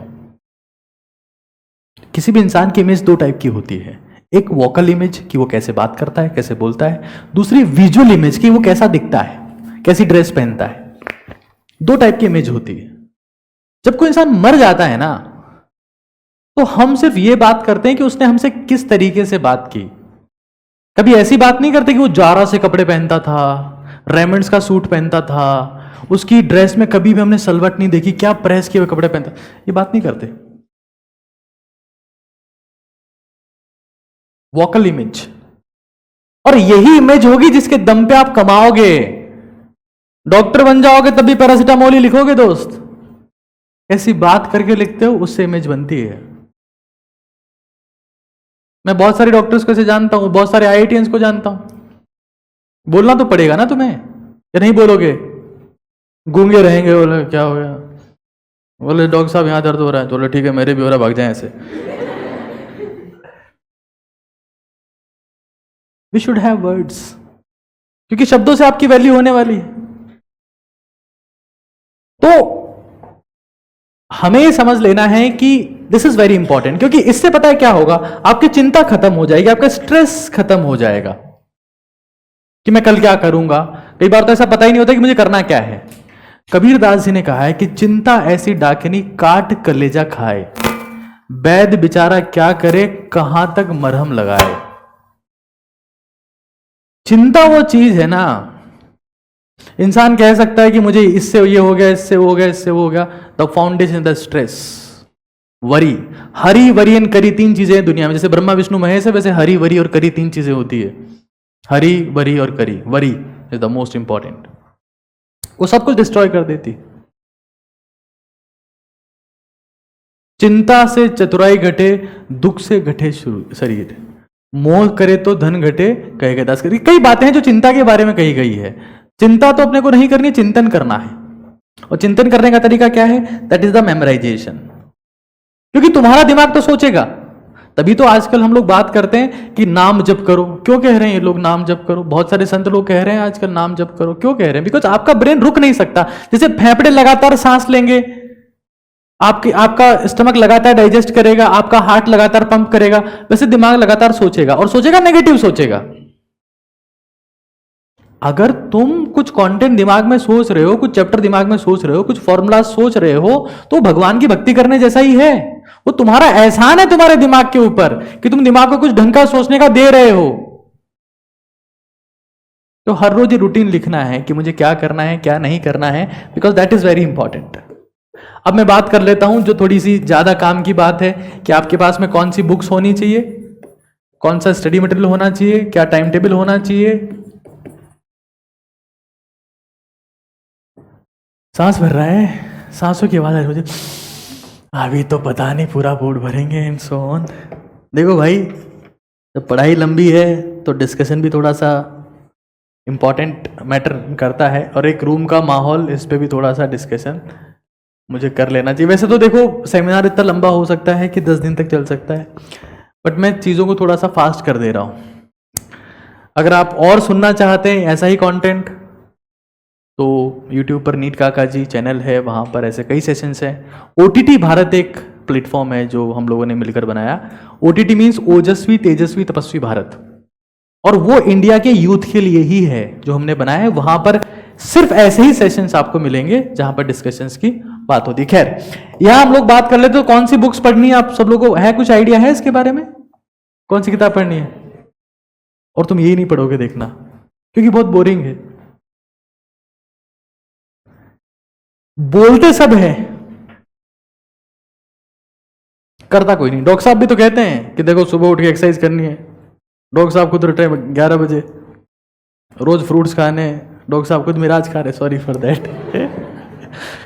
चलो यहां बात करते हैं हम लोग बुक्स में। देखो हमारे पास जो सबसे इंपॉर्टेंट है वो एनसीईआरटी। कई बार लोग मुझे कहते हैं कि सर आप कैसे कैसे एग्जाम्पल देते हो। मैंने कहा मैं रियल एग्जाम्पल्स देता हूं, जो मैं देखता हूं मैं वही बात करता हूं। हाइपोथेटिकल बात करूंगा तो आप लोग कनेक्ट नहीं कर पाओगे। NCERT the mother of all achievements in India.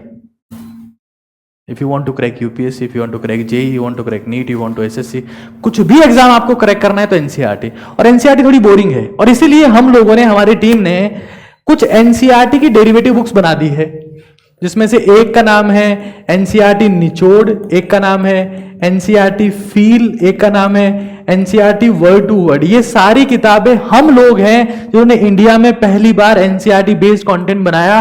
और इतना ही नहीं, एक समय था जब हम लोग आज के 7-8 साल पहले कोटा से स्टडी मटेरियल लेने जाते थे कि कोटा के टीचर्स के नोट्स लेके आते हैं। आज कोटा के टीचर्स और कोटा के बच्चे हमसे कंटेंट मंगवाते हैं, just because we have been extremely NCERT driven. और तो ये सारा कंटेंट हम आपको साथ में सॉल्व करवाएंगे भाई, ताकि आप, जैसे फील हो गया या वर्ड टू वर्ड हो गया, these are the 2 most important thing जो आपको हर एक केस में करनी है। और ये कंटेंट एनसीईआरटी बेस्ड है, जो हमारा एक्सक्लूसिव कंटेंट है। आजकल जब एक कोई इंस्टीट्यूट होता है, जैसे भारत के किसी भी शहर में कोई सा कोचिंग इंस्टीट्यूट हो, तो क्या होता है कि इसके नोट्स मैंने फोटोकॉपी करा लिए, उसकी टेस्ट सीरीज मैंने फोटोकॉपी करा ली, चलो बच्चों की फीस आगे काम हो गया। यहां ऐसा नहीं है, यहां जो है खुद का बनाया हुआ है। तो NCERT is the first thing. Second, time table. कितने घंटे पढ़ना है, कितने घंटे पढ़ना होता है? इसको याद है, देखो ये कह रही है 1 2 3 हमको ध्यान रखना, दैट्स नाइस। जैसे बालिका पीसीबी के लिए बात कर रही है, ये कह रही है कि 1 2 3, मतलब अगर आप 6 घंटे पढ़ रहे हो तो 1 घंटा ये हो गया, 2 घंटे केमिस्ट्री होगी, 3 घंटे फिजिक्स होगी। अगर आप पीसीएम के स्टूडेंट हो तो फिजिक्स की जगह मैथ्स को 3 घंटे पढ़ना है, because maths is equally tough subject. But ये इंपॉर्टेंट नहीं है, एक और चीज उससे भी इंपॉर्टेंट है। अमीर खुसरो की एक बहुत इंपॉर्टेंट लाइन है, जो यहाँ पेरेंट्स बैठे हैं, जो ऊपर बैठे हैं, उन्होंने सुनी होगी, जो उबरा सो डूब गया, जो उबरा वो डूब गया, जो डूबा सो पार। कभी सुना इस लाइन के बारे में? जो उबरा वो डूब गया, और जो डूबा सो पार। मतलब जिसने अपनी जिंदगी में डूबकर, आपको होश नहीं है कि आपके बाहर क्या हो रहा है, घर में क्या हो रहा है, बुआ जी के घर में क्या हो रहा है, ताई जी के घर में क्या हो रहा है, आप बिल्कुल सुपर फोकस्ड हो। अभी मैं जब आपसे बात कर रहा हूं, मेरे दिमाग में कुछ नहीं है कि हमारे यहां बाहर क्या हो रहा है, I don't care about that. मैं सिर्फ आप पे फोकस्ड हूं। और एक भी मौका ऐसा नहीं होगा जब मैं अपने शब्दों को बोलने में गलती कर दूं। एक भी मौका ऐसा नहीं होगा। आप मुझे 5 घंटे तक बुलवा लीजिए, एक भी कंडीशन ऐसी नहीं है कि जब मैं गलती कर दूंगा, because I am very concentrated over here and that's what I am just trying to make you learn कि आपको ये समझना है कि जो उबरा वो डूब गया, जो डूबा सो पार। आप चाहे 3 घंटे पढ़ रहे हो, लेकिन उस 3 घंटे के पढ़ने में जो शिद्दत होनी चाहिए, जो फोकस होना चाहिए, वो आपको 6 घंटे का, 9 घंटे का, 12 घंटे का आउटपुट दे सकता है, बशर्ते आप में शिद्दत हो। कई लोगों ने तो यही सेट कर रखा है कि सर ने बोल रखा है कि 6 घंटे पढ़ना है, तो किताब खोल के बैठे हैं 6 घंटे सामने, तो ख्याल कुछ और ही चल रहे हैं। होता है ना ऐसा। भारत में जो सबसे फेवरेट फूड है भारत का, गप्पे और गोलगप्पे, दो ही चीज तो इस्तेमाल करते हैं हम लोग। गप्पे खा लिए, गोलगप्पे खा लिए, शाम को हो गया दिन खत्म। Intensity, how many hours is not important, how focused hours are very important. How many doesn't matter, how focused are. If I ask you how many hours, this question is totally wrong. मैं मतलब इस question का ही समर्थन नहीं करता हूं, बेकार सवाल है। हाउ मेनी आवर्स क्या होता है इससे, हाउ मेनी आवर्स से क्या होता है? It doesn't matter how intense hours, how focused hours, how concentrated hours, कितना आपने फोकस किया। एक तरफ मोबाइल पड़ा है, उसमें नोटिफिकेशन आ रहे हैं, एक तरफ व्हाट्सएप खुला है, एक तरफ इंस्टाग्राम खुला है, फेसबुक की रील चल रही है, वहां यूट्यूब चल रहा है, इधर पढ़ाई का नाटक चल रहा है, और पेरेंट्स भी कह रहे हैं हमारा बच्चा पढ़ता तो बहुत है, दिमाग भी बहुत है, और बच्चा फेल हो जा रहा है, जिस टेस्ट में अटेम्प्ट कर रहा है उसी में ख़त्म हो जा रहा है। मेहनत करनी है पूरे फोकस के साथ में। अच्छा, आप में से कोई ऐसा तो नहीं है जिसके बारे में पेरेंट्स बोलते हो कि हमारा बच्चे में टैलेंट तो बहुत है बट पढ़ता नहीं है? ऐसा तो कोई नहीं है ना, गलतफहमी का शिकार। ऐसे भी बच्चे होते हैं कि टैलेंट बहुत है, अचार डाल लो उस टैलेंट का, 10 साल बाद काम आएगा। मैं पहले ही कह चुका हूं, an idiot with A plan, एक मूर्ख जिसके पास में प्लान है, can defeat A genius without the plan. जिसमें प्लानिंग है, जिसमें स्ट्रेटेजी है, जिसमें इंटेंसिटी है, जिसमें कंसिस्टेंसी है, जो रोज अपने ऊपर मेहनत कर रहा है, वो किसी जीनियस से 1000 टाइम्स बेटर है। तुम लेके घूमते रहो अपने टैलेंट को, कोई उसकी कदर नहीं है। आप भारत में किसी थड़ी पे चले जाओ, वहां आपको सुपर टैलेंटेड लोग मिलेंगे जो ये तक बता दें कि 2094 में जब चुनाव होंगे तो कौन जीतेगा, वो कहेंगे हम ही जीतेंगे, हम ही पीएम होंगे तब देश के। ऐसी बातें करने वाले लोग भी हैं जो बाद में आपको मनोचिकित्सा विभाग में मिलेंगे, सेक्रेटरी में। आप में टैलेंट चाहे जो भी हो, फर्क नहीं पड़ता। दुनिया में 90% सक्सेसफुल लोग साधारण दिमाग वाले हैं, लेकिन जिनमें कुछ करने की जज्बा था, कुछ करने का मन था, कुछ करने की इच्छा थी, कॉन्सेंट्रेशन। एक बहुत सिंपल सी बात आपको बताता हूं। मान लो कुत्ता है आपके सामने आपके पास में ही है, मान लेते सामने, तो क्या होगा? कुत्ता आपके सामने आ गया और आपके पास में कुछ मीट के टुकड़े हैं, मान लो आप उस कुत्ते के बाईं तरफ फेंकते हैं, कुत्ता भागता हो जाएगा, उठाएगा खा लेगा। दाईं तरफ फेंकते हो, फिर कुत्ता भागता हो जाएगा, उठाएगा खा लेगा। ऐसा प्रोसेस आप करते रहो, पूरे दिन कुत्ता ये करता रहेगा, इधर भागेगा, उधर भागेगा, इधर भागे, जब तक आप टुकड़े फेंकते रहोगे भागता रहेगा। अब सामने मान लो शेर को बिठा दो, अब शेर है, आपने एक मीट का टुकड़ा फेंका यूं, तो शेर आपको देखेगा, तू भी तो मीट का टुकड़ा ही है, इतने छोटे से टुकड़े का मैं क्या करूंगा? क्योंकि उसका फोकस हमेशा बड़ा है, उसका गोल हमेशा बड़ा है। आप जब तैयारी करेंगे तो आपकी तैयारी में बहुत सारे मीट के टुकड़े आएंगे, छोटी छोटी चीजें आएंगी, जो सर अभी बात कर रहे थे, फेस्टिवल्स होंगे, मूवीज होंगी, सेलिब्रेशंस होंगे, कई चीजें होंगी। आप में अगर सेक्रीफाइस करने की औकात है, फोकस करने की औकात है, कॉन्सेंट्रेट करने की हैसियत है, तभी आपका रिजल्ट आएगा, तभी आपकी औकात खुद की बनेगी, स्टेटस आपका बनेगा। वरना चीजें चलती रहती है, दुनिया चलती रहेगी, आज तुम हो कल कोई और होगा, टाइम पास चलता रहेगा। But if you really want to create the impact, you have to be focused, वरना बात बन ही नहीं पाएगी। तुम चलते जाओगे, समय बीतता जाएगा, टाइम पास होता जाएगा, और कोई मतलब निकलेगा नहीं। लास्ट एंड फाइनल थिंग, देखिए आपकी जो प्रिपरेशन है उसको मैं सिंपली दो पार्ट में डिवाइड कर देता हूं। आपकी प्रिपरेशन दो चीजों का खेल है, एक तो टाइम और एक एनर्जी।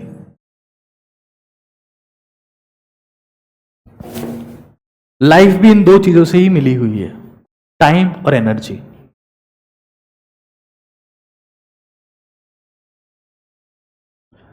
अगर मान लो तुम्हारी उम्र 60 साल की है अभी, और 60 साल की उम्र में तुम्हें लकवा हो गया और तुम 90 साल तक जिए उसके बाद, तो 60 से 90 की उम्र को तुम लाइफ कहोगे क्या? क्योंकि जिंदगी तो थी लेकिन क्या नहीं थी, समय तो था लेकिन क्या नहीं थी, पैरालिसिस हो रखा है, तबीयत खराब है, एनर्जी नहीं है, जिंदगी कहोगे इसे? प्रिपरेशन में भी यही चीज है, आपके पास 2 साल का समय है लेकिन हर दिन आपकी तबीयत खराब रहती है, कभी क्या हो रहा है कभी क्या हो रहा है। कोई ऐसा है जिसकी तबीयत रोज खराब रहती है? मैं ठीक कर दूंगा, चिंता मत करो। हर दिन आपको हाई परफॉर्मिंग रहना है, आपका समय मैनेज होगा, अभी सर बता रहे थे DWAR से, और आपकी एनर्जी मेंटेन होगी sleep, exercise, diet, deep breathing, hydration से। बेसिक फंडा है। क्योंकि बात सिर्फ 2 साल की नहीं है, मैं 100 साल की बात करने वाला इंसान हूं। बात 2 साल की नहीं है कि यहां 2 साल तैयारी करना है और कुछ कर लेंगे, आगे फिर क्या। I am clarifying you very clearly कि ये चीज आपको करनी ही करनी पड़ेगी। अगर आप ये नहीं करोगे तो आपका टाइम खराब होगा, आपकी एनर्जी खराब होगी। Last but not the least, जो एनर्जी की बात चल रही थी कि आपकी फिजिकल एनर्जी है, ये आपकी सेक्सुअल एनर्जी है और ये आपकी मेंटल एनर्जी है, इसके बारे में कोई बात नहीं करता है। मुझे इसके बारे में बात कर लेनी चाहिए, ना टीचर कर पाएंगे ना पेरेंट्स कर पाएंगे, तो मेरी जिम्मेदारी कि मैं आपसे बात कर लूं, आज ही कर लूं, मुद्दे को निपटा दिया जाए। एक एनर्जी आपके पास में है, that is known as physical energy. सबके पास में, तभी तो यहां तक चल के आओ, सीढ़ियां चढ़ के आओ, लिफ्ट नहीं है इधर।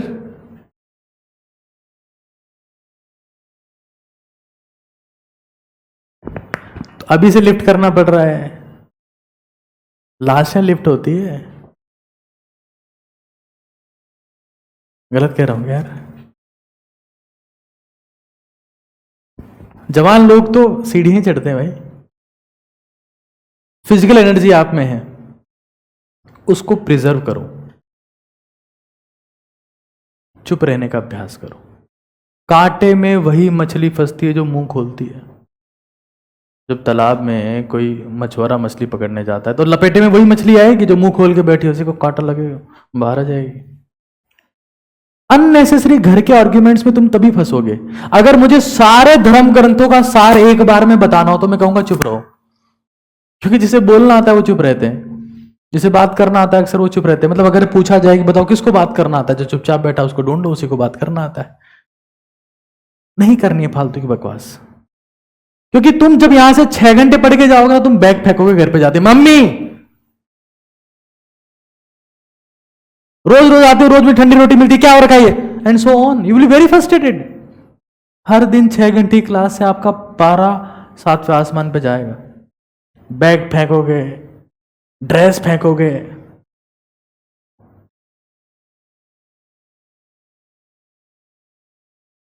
चुप रहो, क्योंकि होश में वही है जो खामोश है। जिसने चुप रहना सीख लिया उसने आधी लड़ाई जीत ली।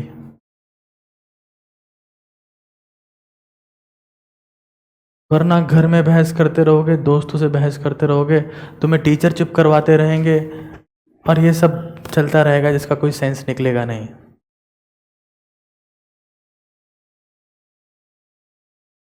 तो चुप रहोगे, बोलना ही नहीं है। चुप रहने का रिस्पॉन्स ऐसे देते हैं बोल के, चुप रहोगे, हाँ बस चुप ही है, खत्म बात। साइलेंस को, क्योंकि मौन एक सिद्धि है। अपने मौन को फॉलो किया तो एक सिद्धि अपने आप मिल गई, जिसको सिद्धि मिल गई उसको प्रसिद्धि मिल ही जाती है, ये तो फिक्स है।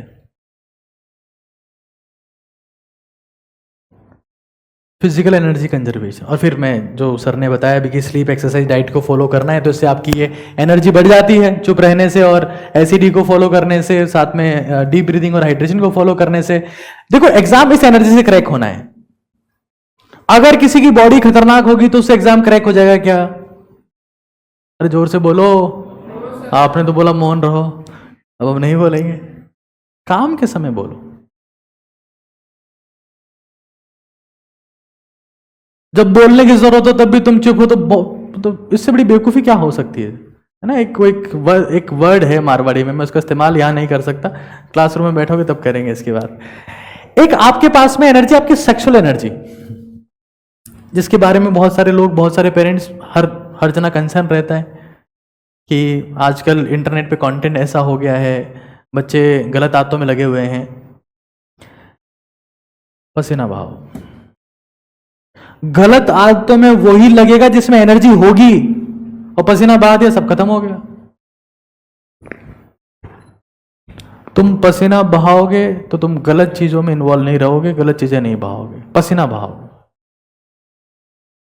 ये सब लोग, जितनी लड़कियां यहां बैठी, जितने लड़के यहां बैठे, ध्यान से सुन लेना। ये हर एक केस में इंप्लीमेंट करना है। रूम के माहौल के ऊपर तो मैं बात नहीं कर पाया, इसकी मैं चर्चा करूंगा। तो आप देखोगे कि आपकी फिजिकल और आपकी सेक्सुअल एनर्जी आपकी मेंटल एनर्जी में हेल्प करने लगी है। आप फोकस्ड हो, आप क्योंकि मुझे पता है 11वीं क्लास में बच्चा सबसे ज्यादा आउट ऑफ ट्रैक जाता है ना। वो पेरेंट्स की सुनता है, टीचर्स हम तो सुना देते हैं, हमको पता है कैसे बात करनी है, बट वो पेरेंट्स की नहीं सुनता है। वो अपने दोस्तों की सुनता है। उसको लगता है कि टीचर्स बेवकूफ है, पेरेंट्स वो तो बच्चे हैं, अभी उनको कुछ नहीं पता। मैं साइंटिस्ट हूं, मेरा दोस्त नोबेल प्राइज विनर साइंटिस्ट है, हम दोनों ही जानते हैं सब कुछ। दुनिया हमारे आसपास ही घूम रही, सूरज हमारा पीछा कर रहा है, हम महाज्ञानी हैं, प्रकांड विद्वान हैं हम, बाकी सब मूर्ख है इस दुनिया में। ये गलतफहमी आ जाए 10वीं पास करते तो, क्योंकि बच्चे को बोला जाता है कि तू बोर्ड का बच्चा है, तू बोर्ड का बच्चा है, साल पढ़ना है, बोर्ड का बच्चा है, बोर्ड का बच्चा है। तो किसी को पेरेंट्स मानना ही बंद कर देता है कि मैं तो बोर्ड का बच्चा हूं, उसको फर्क ही नहीं पड़ता फिर। तो हमें यह समझ लेना है कि अगर आप आउट ऑफ ट्रैक जाओगे इसी क्लास में जाओगे, ऑन द ट्रैक रहोगे इसी क्लास से रहोगे। 11वीं क्लास जिंदगी बनाने वाली और जिंदगी बर्बाद करने वाली दोनों टाइप की क्लास है, ये तुम्हें डिसाइड करना है। तो हमारे पास में फिजिकल एनर्जी है, हमारे पास में सेक्सुअल है, पसीना बहाना है इसके लिए चुप रहना है, sleep, exercise, diet, deep breathing, hydration पे फोकस करना है, तब ये मेंटल में कन्वर्ट होती है। इस चीज को ध्यान रखो। रूम का माहौल ढंग का रखो। उसमें बताओ वो कौन सा बैंड आता है आजकल, कोई साउथ कोरिया का कौन सा बैंड है, साउथ कोरिया का, नॉर्थ कोरिया का, बच्चे कोई बैंड वालों की फोटो लगाए घूम रहे हैं, कोई किसी कैरी जो है चिनाती की फोटो लगाए हुए है, और पता नहीं क्या करे। कंटेंट चिपकाओ उसमें। एक आखिरी बात है जिसके साथ मैं चीजें फिनिश करूंगा, उसके बाद में अनुराग सर आपके पास में है। मेरी बहुत सारी बातें रह गई है, मैं बहुत सारी बातें डिस्कस नहीं कर पाया, सिर्फ वो ड्यूरिंग द क्लासरूम डिस्कस होगी। बट एक बार की बात है कि सब कुछ मतलब जो रामायण की बात आपने सुनी होगी, तो श्रीलंका से भगवान श्री राम और सब लोग जीत जात के, युद्ध जीत जात के आ गए थे। उसके बाद में हनुमान जी ने देखा माता सीता सिंदूर लगा रही थी। हनुमान जी ने पूछ लिया क्या चल रहा है, बोले सिंदूर है। बोले तो क्या करूं मैं, क्यों लगाते हो ये सब? तो उसने कहा कि उन्होंने कहा कि मैं भगवान श्री राम के प्रति अपनी श्रद्धा को दिखा रही हूं, निष्ठा को दिखा रही हूं, कि मैं उनके लिए समर्पित हूं। तो हनुमान जी ने अपने आप को सिंदूर से ही रंग लिया पूरा, तो वो बजरंगी कहलाए, बजरंग बली। माहौल बनाया, भक्ति के लिए माहौल बनाया। तो अपने रूम का माहौल बनाओ, बिना माहौल तुम नहीं पढ़ पाओगे। बजरंग मतलब पता है ना, सिंदूरी रंग। अपने रूम में आज से ही कुछ ना कुछ, सब लोगों के पास रूम है क्या खुद का सेपरेट? अरे कोई ऐसा तो नहीं जो छत पे जाके पढ़ता हो? हम चिपका दिए थे, उड़ गया।